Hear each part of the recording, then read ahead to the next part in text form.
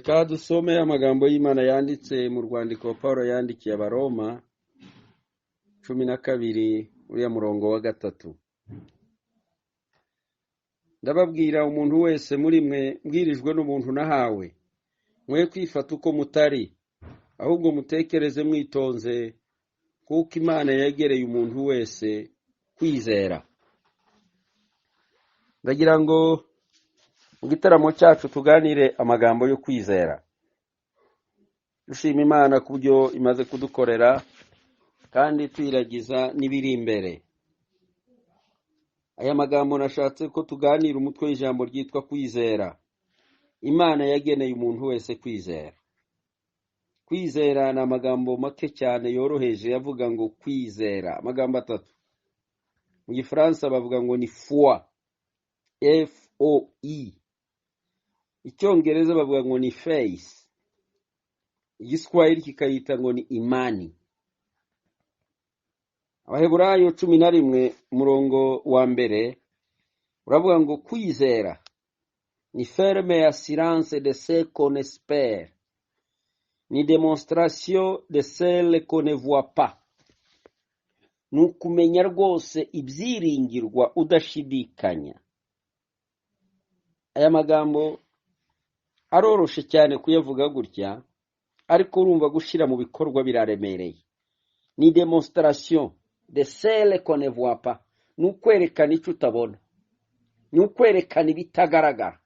Icyo gituma ijambo ry'Imana rivuga ngo kwizera ariko kutwemeza kuko bitagara ibyaremwe mu bitagaragara. Kugira ngo kwizera kurarema naho hano. Ni icyizere kidasanzwe, ni ferme assurance, ni icyizere gikomeye kubyo utegereje.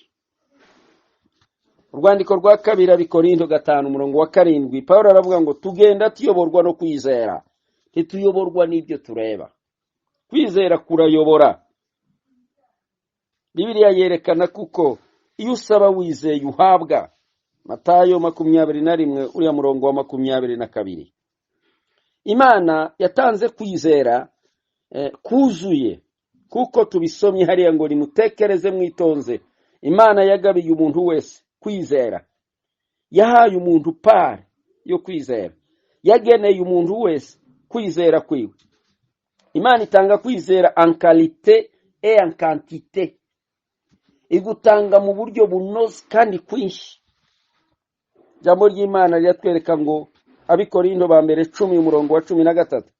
Nta muntu ushobora kugeragezwa ibiruta kwizera kwiwe, ngo hamwe n'icyo kigeragezo Imana ikinzira, Imana igucira kanzu. Nta kigeragezo kitari rusange. Nta muntu ugomba kuvuga ngo yahihuye n'ikigeragezo we kirusha kwizera kwe. Jambo ry'Imana ryabihakana rikavuga ngo hamwe n'icyo kigeragezo Imana irakureba igasanga ikigiye kukuremerera, ikagucira kanzu, ikakwereka inzira ushobora gusohoka.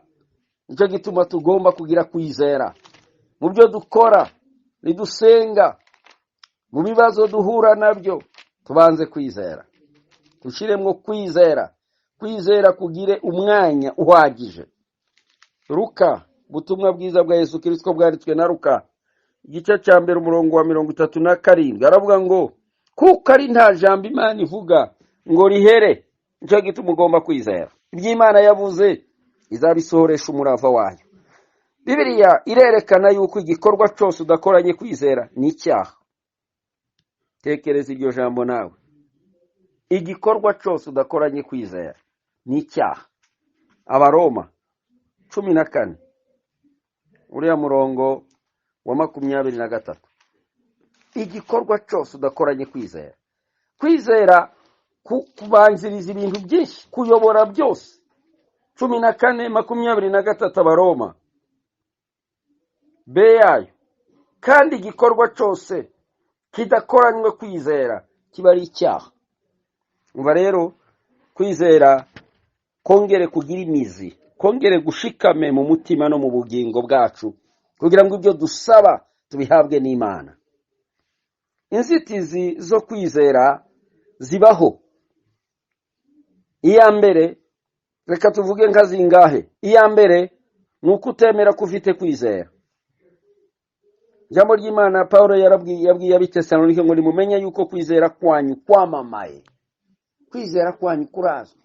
Mukozi w'Imana, umuntu uzi Imana, umuntu wasenze Imana, agomba yumva kuko kwizera kwe guhari, wizeye Yesu.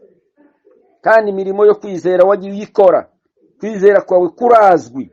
Yesu yavuze ngo nubwo kuhangana na kabuto ka Sinapi, wabwira umusozi ngo shinguka utabwe mu nyanja.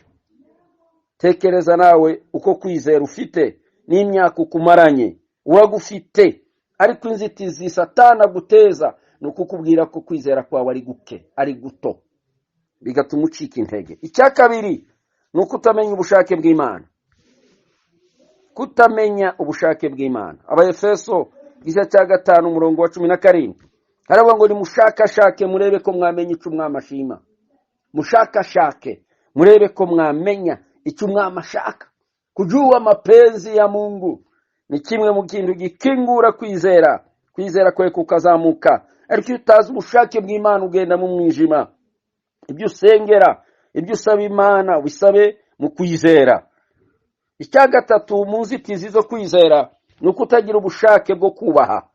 Iyo utubaha Imana udatinya Imana, ntabwo utagira ubushake, utagira umuhate, utagira umurava. N'inzitizi mu kwizera. Ariko shiraho ubushake, shiraho imbaraga, shiramwe agatege kugira ngo kwizera kwawe kubashe kuzamuka.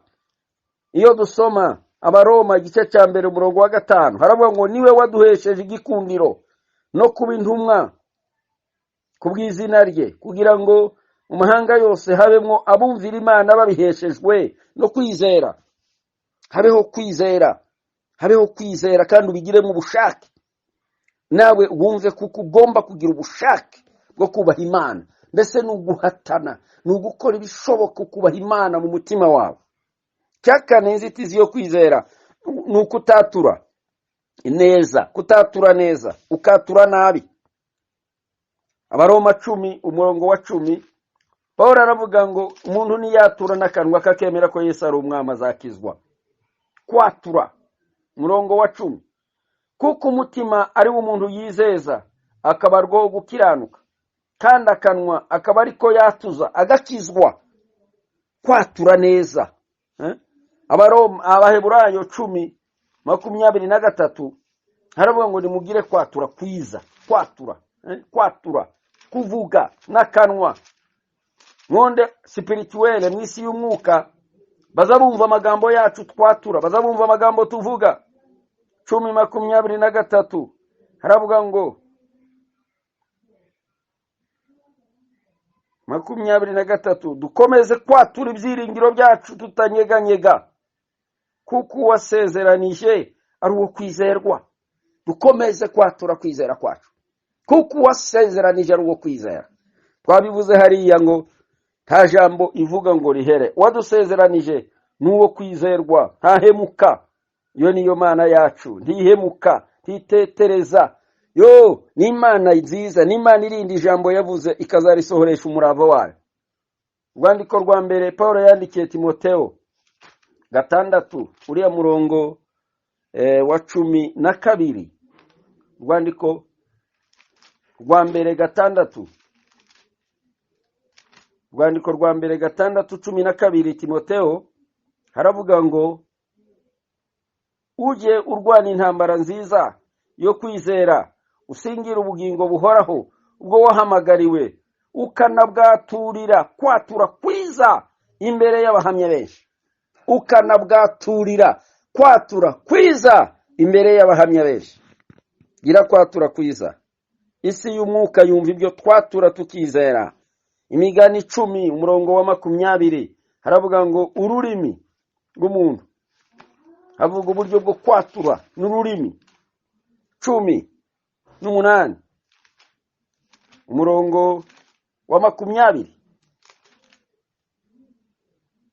ururimi rwiza nirwo ruhaza inda y'umuntu, kandi amagambo meza yunguka niyo amubeshaho.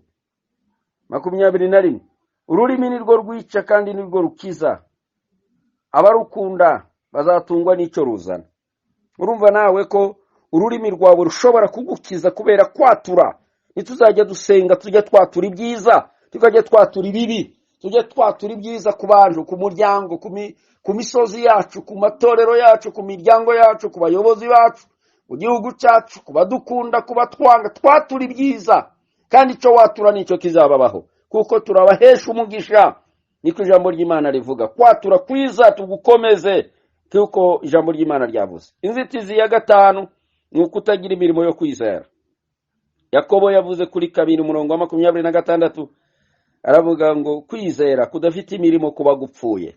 Tujye dukora, tujye tugira kwizera, ariko tugire n'imirimo. Imirimo yo kwizera igaragare, abantu bakore. Ntabwo uzabona ibintu bimanuka biva mu kirere, ariko tugire kwizera kandi dushireho imirimo. Cya gatandatu, inzitizi yo kwizera ni ukutagira ibyiringiro. Iyo udafite ibyiringiro tushobora kugira icyo ukora, kuko ntacyo utegereje. Ariko nitumenye ko isi y'umwuka, mu isi y'umwuka byose ni none, tout est présent. Mu isi y'umwuka Imana iravuga ngo ndiho, iri kumwe natwe kugira ngo ikore, kandi byose birahari. Inzitizi ya 7 ni ukutagira urukundo. Pawulo yavuze igice cya 13 rwandiko rwa mbere rw'Abikorinto ko nubwo wagira ibintu byinshi byose kitanga ukashobora iyo ushoboye yose kubikora, ariko utagira urukundo uba uri icuma kivuga ariko kitagira icyo gikora. Aba ari icuma gisakuza gusa, nicyo bita tonovide. Ariko mureke tugire urukundo ni kimwe mu kintu gikungura kwizera kwacu kugakora. Imana ibafashe kandi Imana ibaha umugisha abakozi b'Imana. Dusangiye aya magambo y'umugoroba kugira ngo twongere kandi ducane umuriro, tugire kwizera, dushima Imana yatangije umurimo mwiza izawusoza ku munsi wa Yesu Kristo. Imana ibafashe twe kugira icyo twiganyira, ahubwo ibyo dukenye byose tubisabe twingingiye dushima. Mahoro y'Imana rutuko yavugwa azatwarira mu mitima yacu. Imana iduha umugisha kuri aya magambo ku bwa Yesu Kristo umwami n'umukiza wacu. Amen. Data ndagushimiye kuri iri jambo duhaye muri uyu mugoroba. Fashe buri wese tugiye kurisangira mwami, kandi uryumvise muzaryumva wese rizamufashe kugira ngo kwizera kwe kuzamuke, kwizera kwe kugira imbaraga kandi kwera imbuto zikwiranye n'abana b'Imana. Tubisenze twizeye